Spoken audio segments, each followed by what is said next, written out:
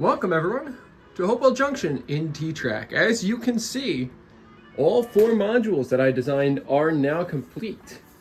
I'll throw up on the screen real quick here an image of my track plan that I worked out, but as you can see, we have 3 double modules and a single module at the end. So I'll run down real quick what each module is. So this module here is obviously going to house the Hopewell depot itself. Here's my scratch built model of the depot. Came out quite nicely. It's going to reside roughly here, give or take. We're going to have a small hill over here along with the last house on the road that resides right about here. So that'll be on that end of the module. In here we're going to have a couple trees, a little gravel path leading around over towards the second module, which is going to be a couple of things. So first of all, we're going to have a couple of warehouses. I have this late night hobbies kit that I built live on stream. There it is. That's going to be one of a couple of different structures here to kind of cobble together to roughly resemble. There's a pretty large storage warehouse manufacturing building thing here. And that's going to nestle quite nicely in between the depot and this here, which is the Beacon branch. So the Beacon branch broke off right in Hopewell Junction, cuts off and heads south and west out to the town of Beacon, New York. And right at the end of the module, right about here, is going to be a overpass, a road overpass, which is modeling the Route 82 bridge that comes right up and over the tracks in Hopewell.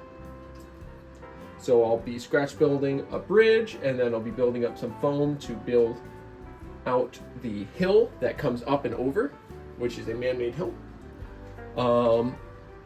Then we go 1 module further down, actually 2 modules further down as well, because the next 2 modules, the last 2 in the series here, are both part of the same area in town here, which is going to be Brydane Lumber. If you've been to Hopewell nowadays, you recognize it as Williams Lumber, but it is just on the east side of the Route 82 bridge. And for Brydane Lumber, I'm going to be scratch building a couple things, but a lot of it, including some stacks of lumber and what we have already here on the module, which is a little forklift and a lumber rack, are going to be a bunch of 3D printed parts from Whistle Stop Models. They were really generous enough to give us a sponsor code.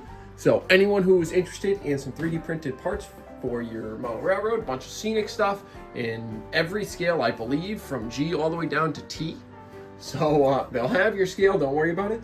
But they were really, really gracious to reach out to me and ask if they could send us a discount code for all of you to use down in the description. So if you go down to the description below, you will find that discount code. Here is their business card for anyone interested. They made some really nice, really high detailed stuff here, and I'm super happy to be painting. As you can see, I've started painting both pieces. I actually did those on my 12-hour live stream back on Friday, November 14th, which was World Diabetes Day. But I am looking forward to getting all the models that that I bought from them all painted up, and having to see you guys get in there and use some of the discount codes. I believe it's 15% off, but I'll double check that. I'll pop it up on screen here, the real thing. So it is 15% off. So that's how much you get off. But we're basically going to have the main lines coming through town, heading out to the east. Then we have a number 6 switch coming off of the inner main to a 2-track siding to allow me to actually do some ops on the set of modules here if I want. So I have like 3 or 4 car spots on each track that we can put some box cars or some center beam flats or whatever on the tracks to actually do some switching if I want. So that'll be fun. So this is where we are right now. There is a couple of things that I'm thinking about doing before I really dive into scenery. One of the biggest things is, if we jump back to the Hopewell Depot module, right about here, there should be a crossover. There was a crossover from track 1 to track 2 here. So I'm considering putting in a crossover here. And I think I've decided to do it, but I just have to pull up the tracks and put in the crossover, and then I've got to do a little bit of isolation of the module set with some isolated unijoiners in order to make sure that it doesn't short out the entire layout if I run it. But I think that's what I'm going to do.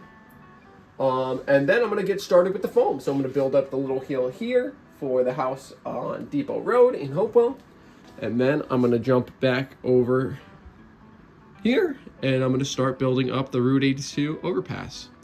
So we still have a lot of work to do here, but I am super excited to be getting this far in. And there's a couple of small details that I want to add into these modules to really bring them to life and connect them a little closer to me. And I got to say thanks to Paul for kind of inspiring me to think about this, because Paul's modules are going to be, or Paul's module, excuse me, for the Upload Express modules, Upload Express modelers project that we're working on these for, is going to be a scene from his childhood, basically, of him and his dad out watching trains. He's got a model of his dad's truck and stuff like that. So what I think I'm going to do in order to kind of pay homage to that and pay homage to my own family history is over by the depot, I'm going to put some kids biking, you know, just kind of out over here on the road.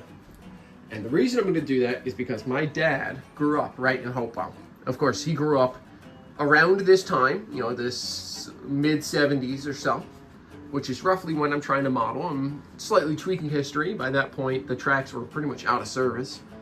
But I want to put those in there because my dad grew up biking to and from Red Wing Park, pretty much across where the train tracks are. And him and his friends would go by the depot. By that point, a lot of it was burnt out. But I want to kind of pay homage to that. So I'm going to put some kids biking near the depot here.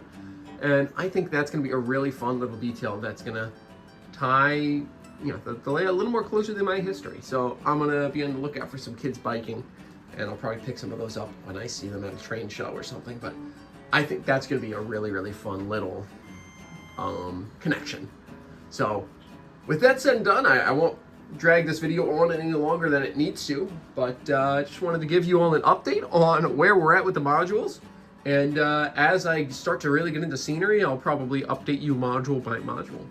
But I hope you all have enjoyed. Thanks so much for tuning in to part 2 of my T-Trak build of Hopewell Junction. Check out the other Upload Express modelers at the Facebook page that we're running. And hope you guys enjoyed. Thanks so much for watching, and I'll see you all in the next one.